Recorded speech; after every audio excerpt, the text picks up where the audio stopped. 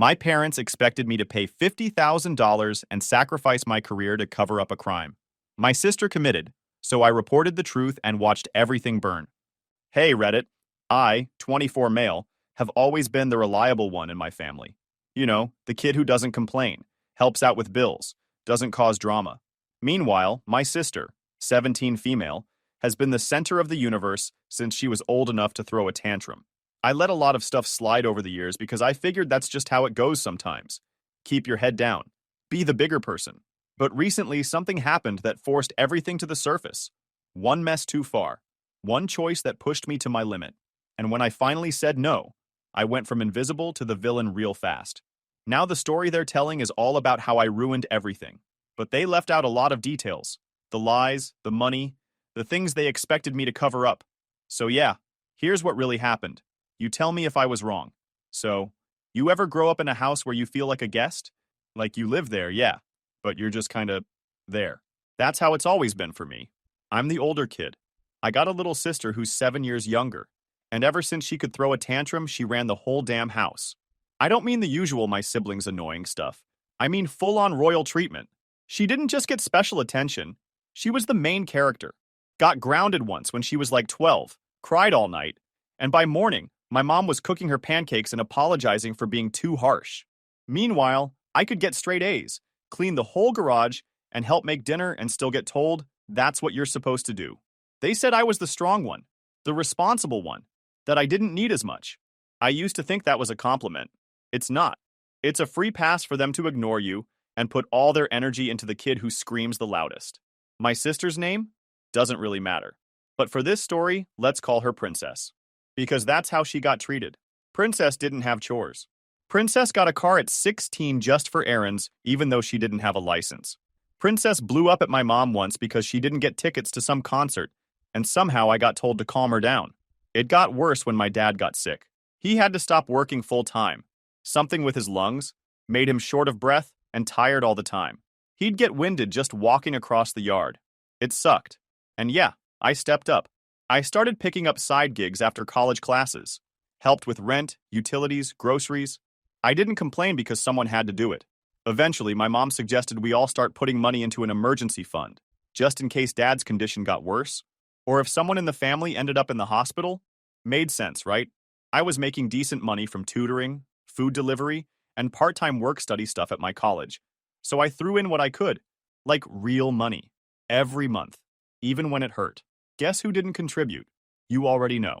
But whatever. I did what I had to. I finished my degree.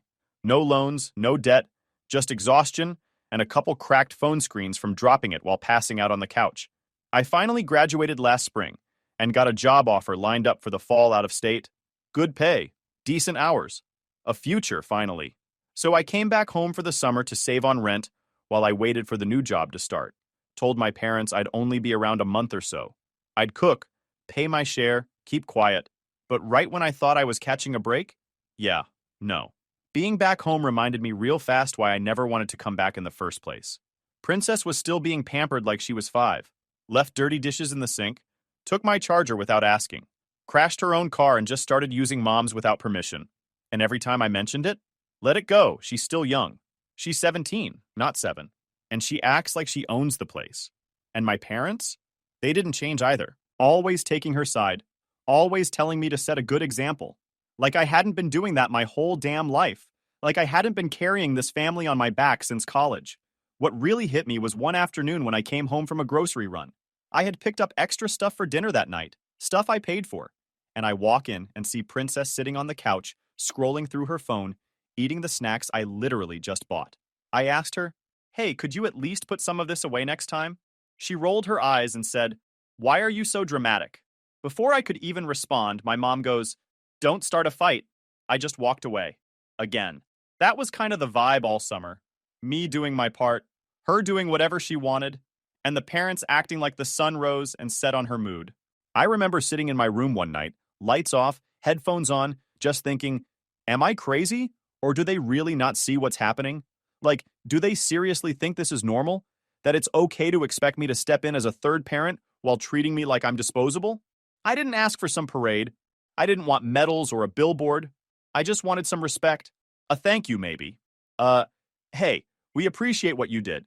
But nah, that's not how it works when you're the strong one. You're just expected to keep carrying weight until your back breaks. And when it does, they'll still ask why you dropped it. I guess I kept my mouth shut because I thought, whatever, one more month, then I'm gone. And that might have worked out if not for what happened next. Let's just say it started with a party and ended with a lawsuit, but we'll get there. So it was Friday afternoon, and I was doing what I usually do after work, sitting in my room, headset on, half tuned into a stream while running a script for a small client I picked up. Not exactly glamorous, but it paid better than delivering pizza, and I was counting down the days till I finally moved out and didn't have to deal with any more family drama. So I'm zoned out, and suddenly there's this knock on my door. Before I can even say anything, it creaks open a little, and my sister's face pops in. Hey, she says like we're best friends. Are you using your car tonight? I don't even pause the video. Yeah, she huffs. For what? I need it, I said flat. I've got work tomorrow, early. She stands there like I didn't just answer the question. I have a party. Everyone's going. It's not even that far. No. Why not? You don't have a license. I'll be careful. I said no. She keeps standing there, arms crossed now, like she's daring me to change my mind. I take my headphones off and look her dead in the face. Look, no offense, but you already wrecked your own car. And this one? It's mine. It's under my name, my insurance. I'm not risking it so you can go drink Sprite with your TikTok friends. She rolled her eyes. You're so dramatic. Okay, well, still no. She stomped off without closing the door. I heard her go down the hall, complaining to someone, probably mom, and I thought that was the end of it. I went back to work, then ended up gaming with some friends for a couple hours after. Headphones on, door shut. Didn't hear a thing. The house was quiet when I finally came out around 11:30 to grab something from the kitchen.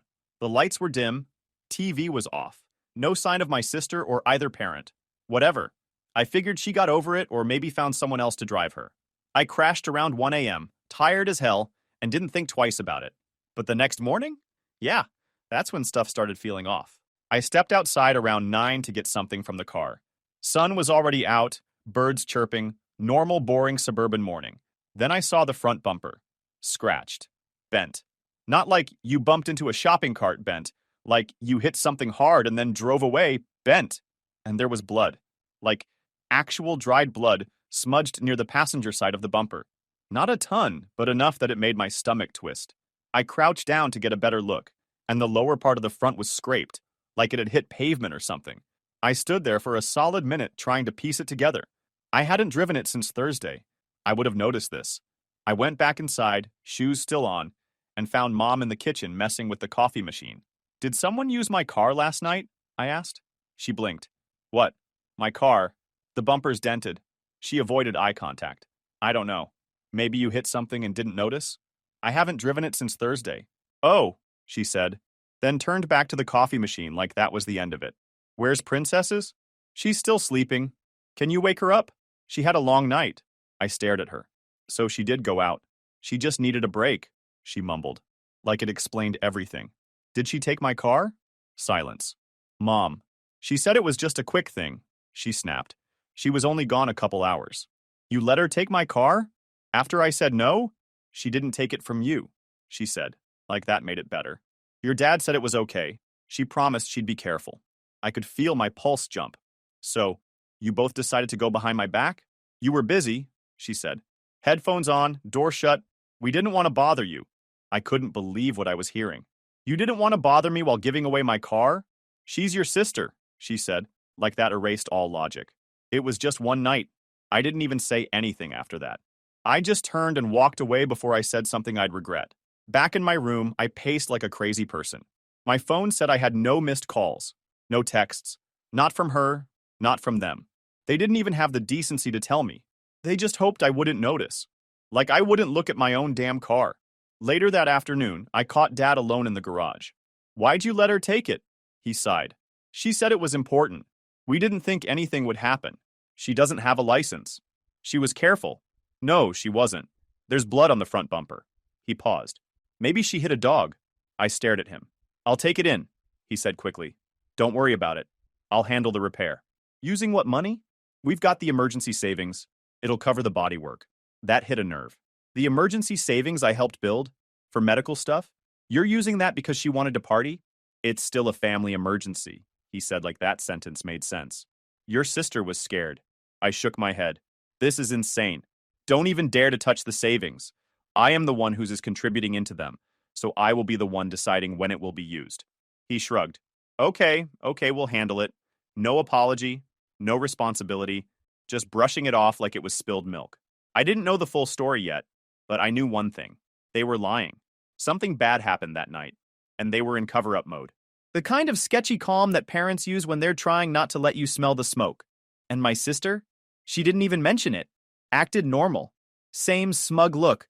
Same fake laughs. Like she hadn't just taken my car without asking, wrecked it, and let me find out from a dent and dried blood. I figured maybe they were right. Maybe it was a dog or a mailbox or something. But I also knew how they operated. I grew up watching them spin reality every time Princess screwed up. They'd call her impulsive, say she was still learning.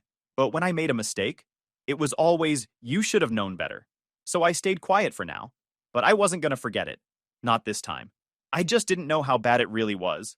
Yet. I had a weird feeling all week. You know when people in your house start acting polite in a way that doesn't match the situation? That's how it felt. My mom started asking if I wanted anything from the store. My dad started calling me son more than usual. Even my sister was being quiet. Not guilty quiet, just fake chill quiet. Like someone who thought if they smiled enough, no one would ask questions. The car was still sitting in the driveway. The blood was gone, cleaned up and wiped down like a crime scene, which, spoiler, it was. The bumper was magically replaced. No receipt, no repair shop name, no paper trail. Just Dad muttering something about paying cash and getting it handled. Yeah, totally normal behavior.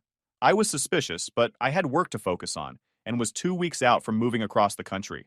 I figured whatever they were hiding, they were probably too deep in it to admit now. I didn't even care enough to keep pressing. Until Friday morning.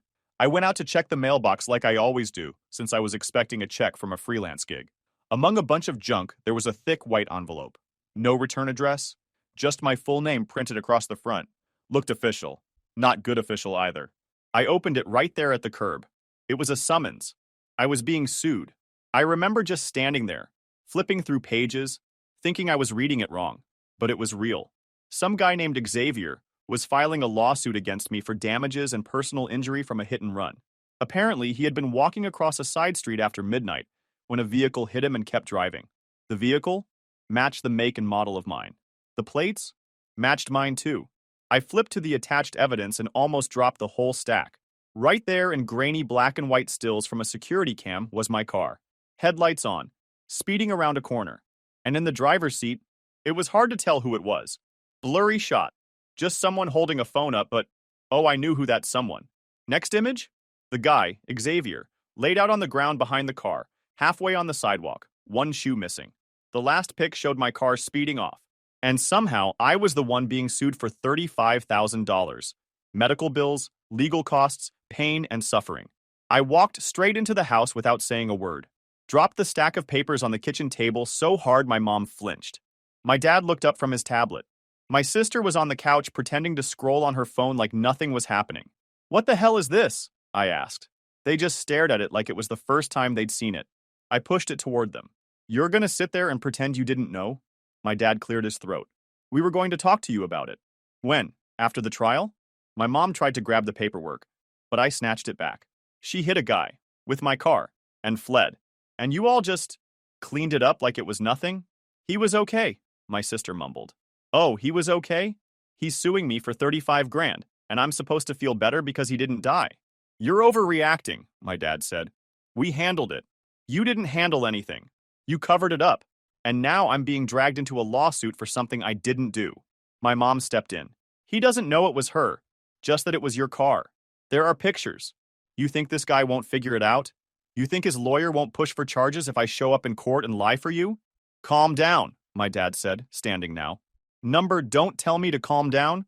I said she couldn't take the car. You gave it to her behind my back. And now you want me to what? Fall on the sword? Be the good son again? Nobody said anything. I could see it in their faces. They were hoping I'd just let this go. That I'd be pissed for a day or two and then say, okay, fine, I'll pay it. Let's keep the family together. Nah, not this time. You used the emergency fund, didn't you? I asked. They didn't answer. My dad looked at the floor. That was enough. Unreal, I muttered. That fund was for you, in case your lungs gave out, in case you landed in the hospital. And now it's gone because Princess wanted to go clubbing. She didn't mean to, my mom said. She panicked. She panicked and fled the scene. That's a felony. She's just a kid, Dad said. She can't go to jail for this. And I'm just what? Disposable? She needs you, my mom said. We all do. Don't, I snapped. Don't start with that we're a family crap now. You didn't need me when you emptied my account. You didn't need me when you let her wreck my car. You didn't even tell me. We thought we could fix it, my dad said. We thought it would go away. It's not going away, and neither am I. I'm not paying for this. I'm not lying in court, and I'm sure as hell not taking the fall. My sister tried to say something, but I held my hand up. Don't. Just don't. You always make everything about you, she muttered. I turned and looked right at her. It is about me. It's my car, my name on the title, my name in the lawsuit, my future on the line. My mom started tearing up. Please, we'll pay you back. We just need help right now. No, you don't, I said.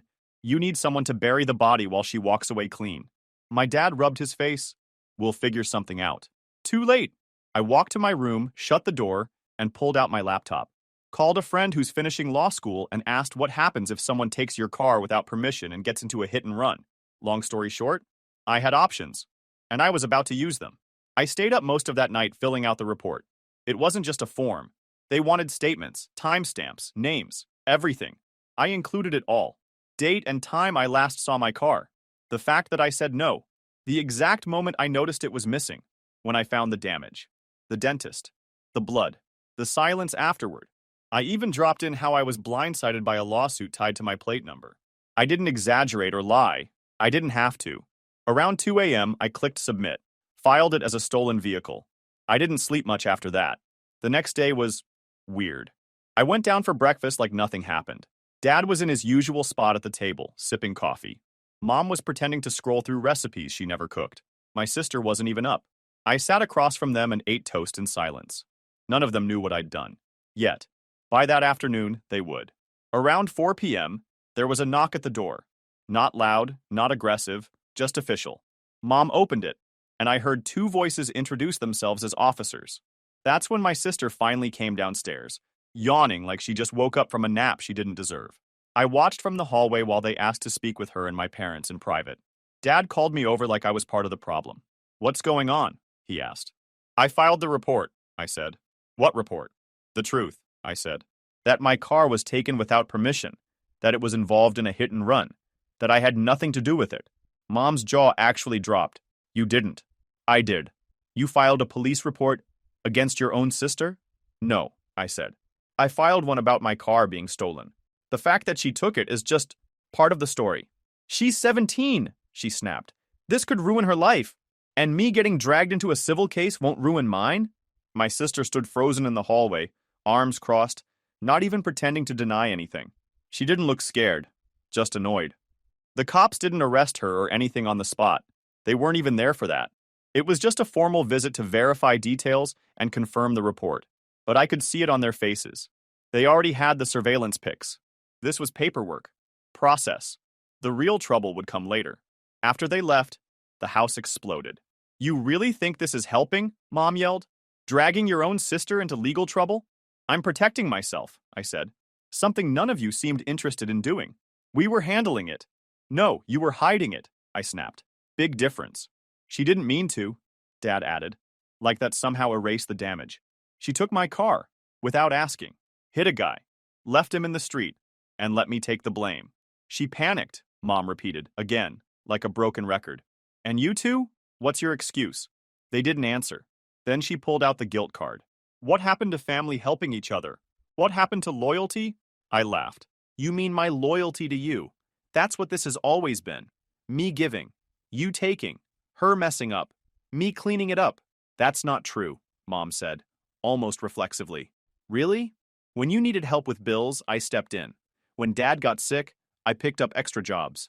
When we made that emergency fund, who put the most in? Silence. And what happened the second she threw a tantrum? You took the car keys off the wall and gave them to her. Dad pointed a finger. Don't act like you've been abandoned. We've always done our best. No, you've always done her best. The rest was left up to me. My sister finally jumped in. You're being a drama queen. You almost killed a man. It wasn't that bad. You left him in the street, I said, stepping toward her. You didn't even call 911. You didn't tell anyone. You just came home and went to bed. I didn't know what to do. You could have told the truth. I was scared. So was he. Except he didn't have the luxury of walking away. She looked at my parents for backup. Of course they stepped in. She's still young, Mom said. Her brain isn't fully developed. I couldn't believe what I was hearing. You're defending her like she stole candy. She committed a crime. A real one. And now you're mad at me for not taking the hit? Dad stepped forward. So what's your plan then? Let her get arrested? Go to court? You want to see your sister behind bars? I stood still. I want you to stop expecting me to light myself on fire to keep her warm. Mom started crying. Not like sniffles. Full-on sobbing like I just betrayed them. You're so cold. No, I said. I'm just finally done. You can't do this to us. I didn't do anything. That's the whole point. That night, I packed my things early. I had 2 weeks before my move, but I called a friend across town and asked if I could crash on his couch for a while. He said yes, without even asking why. Before I left the next morning, my dad tried to corner me at the front door. She's your sister, he said quietly. You're really going to turn your back on her like this? I looked him dead in the eye. You all turned your backs on me years ago. I just finally noticed. And I left. I moved out the next morning. Took everything that mattered. My laptop, clothes, documents, and threw them in the back seat. Left the bed, desk, and the rest of the stuff I didn't care to touch again. Didn't leave a note, didn't say goodbye. I just walked past my dad reading the paper like nothing had changed, and my mom whispering into her phone like she was planning a rescue mission. They didn't stop me. My friend Tyler let me crash on his couch. No questions, no awkward small talk. Just tossed me a pillow and a spare blanket. I slept better that night than I had in months. 2 days later, the real fallout started. A second notice from the court came, but this time it didn't land in my mailbox. It went to my parents. Since my sister was a minor and the actual driver, the court redirected civil liability to the legal guardians. And because they tried to cover it up, they were being pulled in under negligence and civil liability. Everything was unraveling fast. I didn't call. I didn't check in. I found out about it from my aunt, who texted me, confused and asking what the hell was going on. I ignored it. The lawsuit didn't just stay at $35,000. The moment the plaintiff's lawyer found out there had been a cover-up, a delay, and that someone had filed a false report of a fender bender, it escalated. Fast. They now wanted $50,000. Medical bills, legal fees, emotional damages, delays in treatment, trauma from the hit and run. The guy had a broken leg, cracked ribs, and a concussion. He missed work for a month. And now that my sister's identity was confirmed through the police report I submitted, she was officially listed as the driver. They couldn't wiggle out of it anymore. My dad tried negotiating a settlement. Didn't work. The other side wasn't interested in good faith. They wanted blood, or at least a check big enough to remind them not to let their teenager use someone else's car and pretend like nothing happened. My mom tapped into the college fund they'd saved for my sister. Every cent. Gone. Tuition. Books. Dorm. Everything she was supposed to use next year, all transferred into the plaintiff's lawyer's trust account. Didn't even make a dent. They had to borrow the rest. A week later, I got a text from my mom for the first time since I moved out. She begged me to reconsider helping them. Said we were family. Said they'd forgive me if I took partial responsibility and testified that I gave her the keys under pressure. I read it twice and left it on read. Then I blocked her number. My dad tried too. Voicemail. Long, dragging tone like he was the one who'd been wronged. Something about pride and responsibility. I forwarded it to my lawyer. Told him to document everything. That was the last time they reached out directly. 3 days later, my lawyer submitted a cease and desist letter for all forms of communication. They'd crossed the line, and I was done letting them crawl back over it. The court date came quick. I didn't go. I wasn't on trial anymore. My report had made that clear. I wasn't liable. I wasn't the driver. The vehicle was used without my consent, and the insurance company backed that up after reviewing the statement and the footage. Legally, I was out of it. Insurance backed me too. They reviewed the statement and the footage, confirmed she didn't have permission, and denied the claim. But they weren't. My sister stood in front of the juvenile court judge in a navy dress, like she was trying to look responsible for the first time in her life. My parents sat stiff behind her. I wasn't there, but I got the full summary later. The judge didn't go soft. She was sentenced to 6 months in a juvenile detention facility, plus 300 hours of community service. A record sealed if completed without incident, but it would still follow her until she turned 18. The $50,000 in damages fell squarely on my parents. The judge made it clear the attempt to cover up the incident was a major factor in the penalty. They had enabled it, and they would pay for it. After the ruling, they tried again, this time through my aunt. She texted me saying my sister was asking about me, like that made up for everything. Still no apology. Just more fishing for a reaction I didn't respond. Not because I didn't care, because I knew talking would only reopen the wound. There wasn't a version of that conversation that didn't end with them begging for something again. Tyler gave me space. I stayed at his place for 2 more weeks before I moved into a small apartment near my new job. It wasn't much, second floor unit, thin walls, weird smell in the hallway, but it was mine. No guilt trips, no lies, no one knocking on the door asking for money or favors or just this one time. I kept my head down at work. Didn't talk much about my family. Just told people I moved for the job and wanted a clean slate, which wasn't a lie. By the end of the month, I had my first real paycheck. I bought groceries, set up my internet, paid rent, and still had money left over. I sat on the couch that night eating instant noodles with a fork and felt something I hadn't felt in years. Peace. I still thought about them. Sometimes. The way my sister used to laugh when we were little. The way my dad used to help me with math homework before everything got heavy. My mom used to sing in the kitchen on Sundays. But those people? They weren't the ones I left behind. The ones I left behind were the same people who used my savings, lied to my face, and then expected me to clean up their disaster like it was my job. They weren't my family anymore. Not in the way that mattered. The trial didn't just empty their bank account, it gutted their entire sense of control. After the court ruling, I went silent. No messages, no calls, just stayed focused on work and tried to pretend I didn't grow up in that house. My lawyer confirmed that everything tied to me was clean. I was no longer liable for anything. No more meetings, no more letters. A month passed, then 2, and then, around month 3, I heard she was back. My sister. She was sentenced to 6 months in juvie, but she didn't serve the full term. First-time offender, clean record, and she didn't act out inside. So yeah, early release after 3 months. I didn't go see her, didn't ask how she was doing, but word travels fast in families that can't mind their own business. My aunt texted me one sentence. She's back home. That was it. Apparently, she came back changed. Quieter, slower, less full of herself.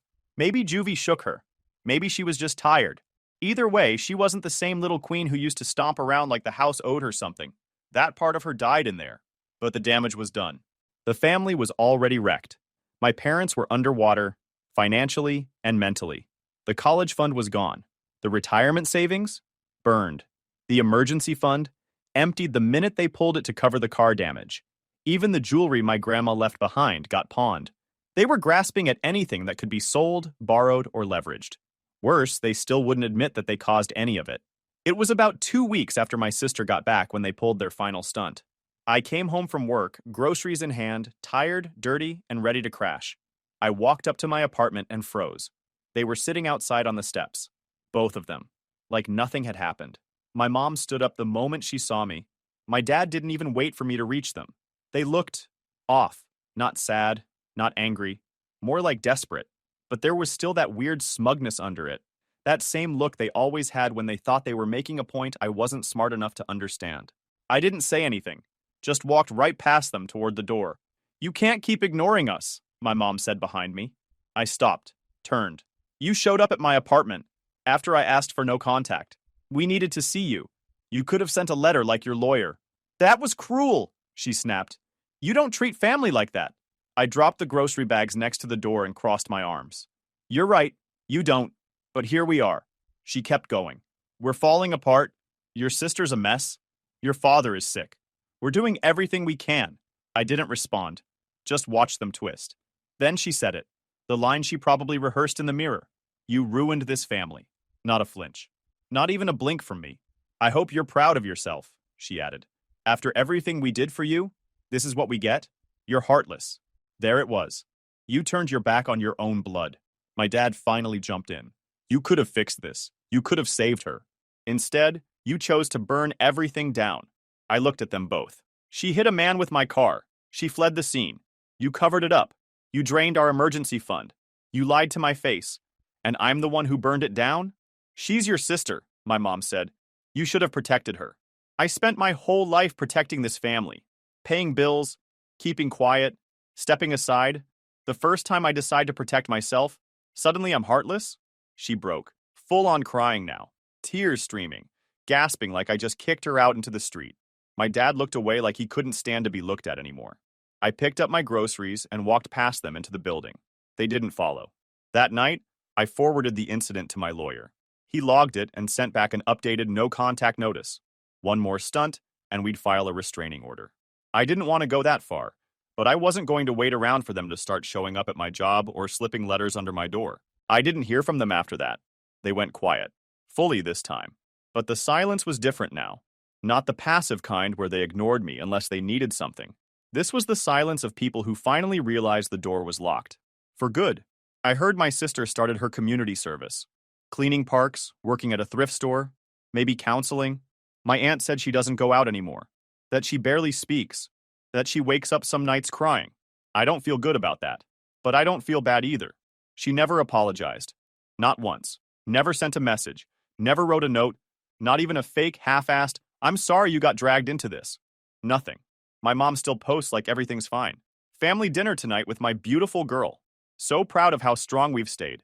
Her Facebook is a scrapbook of lies stitched together with forced emojis and filtered photos. No trace of courtrooms. No mention of the 30 grand they still owe. No hint that their son exists. Work kept me grounded. I started running in the mornings again, cleaned up my eating. Tyler and I still hang out sometimes, grab food, talk crap about old times. Life's not perfect, but it's mine now. No guilt, no manipulation, no, "What are you going to do for us now?"